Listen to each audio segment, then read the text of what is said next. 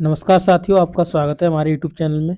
और आज आपका 6 चैप्टर होगा शिक्षा के नवीन प्रयास, जो डीएलएड सेकंड सेमेस्टर के लिए आपका ये जो बुक है, उसमें जो आपका जो चैप्टर नंबर है 6, उसके आज ऑब्जेक्टिव टाइप क्वेश्चन कराऊंगा मैं। इससे पहले मैंने चैप्टर 5 तक आपके ऑब्जेक्टिव टाइप क्वेश्चनों को करा दिया है। आपने वो एक भी चैप्टर नहीं देखे तो आप जा करके देख लेना।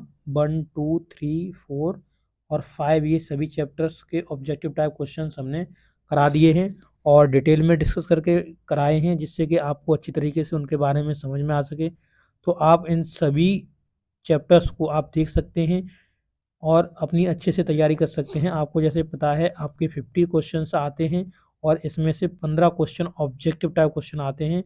तो इनका वेटेज बहुत ज़्यादा है 15 क्वेश्चन का, और ये सॉलिड मार्क्स होते हैं आपके। अच्छे से आप इन मार्क्स को गेट कर सकते हैं अगर आपने अच्छे से इनको करा हुआ है तो चलिए आज देखते हैं आज का जो चैप्टर नंबर 6 है। और इसके जो ऑब्जेक्टिव टाइप क्वेश्चन है वो हंटर कमीशन, भारतीय शिक्षा आयोग 1882। तो इससे पहले मैंने जो आयोग कराए, पहला कराया लॉर्ड मैकाले 1835 में लेके आया अपना, ठीक है। 1835 में लॉर्ड मैकाले। फिर आया वुड का घोषणा पत्र 1854 में, इसको भी मैंने करा दिया। तो ये दोनों हो चुके हैं आपसे, इससे पहले जो भी थे वो मैंने करा दिए। और आज आपका 1882 यानी हंटर कमीशन आपका स्टार्ट होने जा रहा है। तो चलिए आज इसका पहला क्वेश्चन देखते हैं। और पहले क्वेश्चन में क्या कहा हुआ है, देखिए पहले क्वेश्चन में उन्होंने कहा है कि हंटर कमीशन कहते हैं, हंटर कमीशन किससे कहते हैं ये आपको बताना है। भारतीय शिक्षा आयोग से कहते हैं, माध्यमिक शिक्षा आयोग से कहते हैं, मुदालियर आयोग से कहते हैं, या राष्ट्रीय शिक्षा आयोग से कहते हैं। तो इसका आंसर तो आपको पहले चैप्टर के नाम से ही मिल जाएगा। तो इसमें क्या लिखा हुआ है, हंटर आयोग मतलब भारतीय शिक्षा आयोग 1882।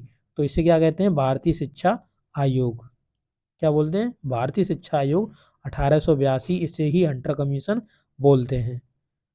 इसके बाद आगे बढ़ेंगे और क्वेश्चन नंबर 2 देखेंगे। क्वेश्चन नंबर 2 में कहा हुआ है कि 1882 के प्रथम आयोग को किस अन्य नाम से भी पुकारा जाता है।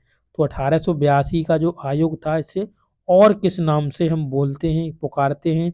तो किससे बोलते हैं, हंटर आयोग से। क्यों, 1882 का भारतीय शिक्षा आयोग है तो इसे हंटर आयोग भी कहते हैं, इसका उपनाम है। तो हंटर आयोग को ये भी कहते हैं, इसे हंटर आयोग कहते हैं 1882 वाले को। सन से देगा आपको पूछ लिया है तो आप बता सकते हैं। नेक्स्ट क्वेश्चन देखेंगे, क्वेश्चन नंबर 3। देखिए लिखा हुआ भारतीय शिक्षा आयोग का गठन किया गया था।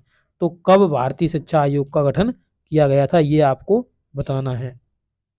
यहाँ पर देखेंगे आप 3 फरवरी 1880 में, 6 फरवरी 1890 में, 3 फरवरी 1882 में और 3 मार्च 1890 में। तो आपको 1882 में पता है, और मान लो 3 फरवरी नहीं पता है फिर भी आप इस पर टिक कर सकते हो, इसमें टिक लगा सकते हो। 3 फरवरी 1882 में हुआ था भारतीय शिक्षा आयोग यानी हंटर आयोग का गठन, हंटर आयोग का गठन। ठीक है, तो हंटर आयोग का 1882 याद रखिए, उससे आप लगा सकते हैं 3 फरवरी 1882 में ये इसका हुआ था गठन।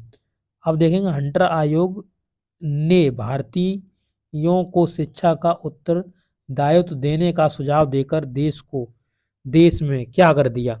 यानी हंटर आयोग ने जो भारतीयों को शिक्षा का उत्तरदायित्व दे दिया, तो उत्तरदायित्व देने का सुझाव देकर क्या कर दिया, यानी उत्तरदायित्व कहा कि भारतीयों को उत्तरदायित्व इसका दे दिया जाए। तो उसने ऐसा क्या कर दिया, उससे क्या घाटा या लाभ हुआ हमको, वो आपको बताना है। तो आर्थिक बोझ पड़ा हमारे ऊपर, राष्ट्रीय चेतना जागृत हुई हमारी, राष्ट्रीय शिक्षा को मिशनरियों के अधीन कर दिया गया, और हमारा उपरोक्त में से कोई नहीं। तो इसमें से आपको सही इसका आंसर बताना है कि इसका सही आंसर कौन सा है।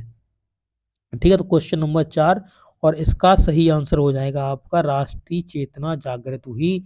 इससे जब उसने क्या करा, हंटर आयोग 1882 यानी भारतीय शिक्षा आयोग, इसने क्या करा, उत्तरदायित्व देने का सुझाव दे दिया देश में। तो हम लोगों की राष्ट्रीय चेतना जागृत हो गई, ये चीज आपको याद रखनी है। अब देखिए क्वेश्चन नंबर 5।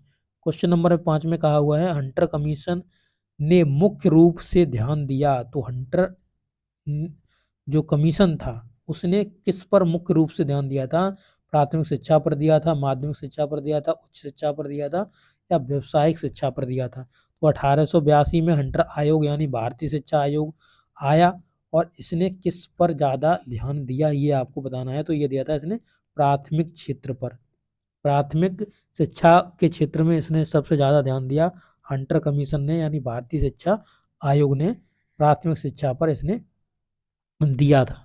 तो इस तरीके से आप जैसे बोर्ड का घोषणा पत्र था उसने किस पर ध्यान दिया, 1835 में जो लॉर्ड मैकाले का आया था उसने किस पर ध्यान दिया था, ये सभी मैंने आपको समझाया हुआ है अच्छे से। तो आप जाकर के प्रीवियस का वीडियो देखिए। आज का लास्ट क्वेश्चन इस टॉपिक का, ठीक है, देखिए, हंटर कमीशन के समक्ष प्राथमिक शिक्षा को अनिवार्य व निःशुल्क करने का प्रस्ताव रखा गया। तो ये जो प्रस्ताव था वो किसने रखा था कि निःशुल्क शिक्षा दी जाए, यानी जो हंटर कमीशन के सामने भारतीय शिक्षा आयोग 1882 के सामने ये किसने कहा था कि निःशुल्क शिक्षा दी जाए। तो ये कहा था आपका दादा भाई नौरोजी ने। तो ये किसने कहा था, दादा भाई नौरोजी ने ये बात कही थी हंटर आयोग कमीशन के सामने 1882 कि आपको प्राथमिक मतलब जो क्षेत्र है शिक्षा है उसको निःशुल्क कर देना चाहिए। जैसा कि आपको पता है कि अभी जो प्राथमिक शिक्षा जो निःशुल्क होती है वो हमारी आर्टिकल 21 के क में इसे रखा गया है और ये 86वां संविधान संशोधन द्वारा इसे जो 45 आर्टिकल में जो था राज्य के नीति निर्देशक तत्व में, जिसमें राज्य बाध्य नहीं होता था, बट अब क्या है जो ये जो आ चुका है 12 से 35 आर्टिकल के अंदर आ चुका है। तो इसे क्या कर दिया गया है कि अब इसे मतलब सरकार इसको देगी, यानी ये निःशुल्क शिक्षा सरकार को देनी पड़ेगी। तो ये कंपलसरी आर्टिकल आपका हो चुका है, यानी ये कंपलसरी हो चुका है कि 6 से 14 साल के बच्चों को निःशुल्क शिक्षा दी जाए। ये वर्तमान की मैं बात कर रहा हूँ, तो वर्तमान में ऐसा हो चुका है। और जब ये आर्टिकल 45 में था तो ये ऐसा ज़रूरी नहीं था कि मतलब राज्य मतलब कैसा है, मतलब बाध्य है इस चीज़ के लिए, बट अब बाध्य है, इसे राज्य को देना ही पड़ेगा, यानी शिक्षा निःशुल्क देनी ही पड़ेगी।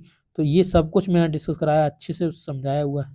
तो ये वीडियो में इसके जो टॉपिक में जो क्वेश्चंस दिए होते वो आपके 6 क्वेश्चंस दिए हुए थे जिसको मैंने डिटेल में आज आपको डिस्कस करा दिया। और इससे पहले के वीडियो आप देख लीजिए और इस वीडियो में इतना ही रहने देंगे। वीडियो अच्छा लगा लाइक कर देना, अपने दोस्तों के साथ शेयर कर देना, चैनल पर नए हो तो चैनल को सब्सक्राइब कर देना। Thank you.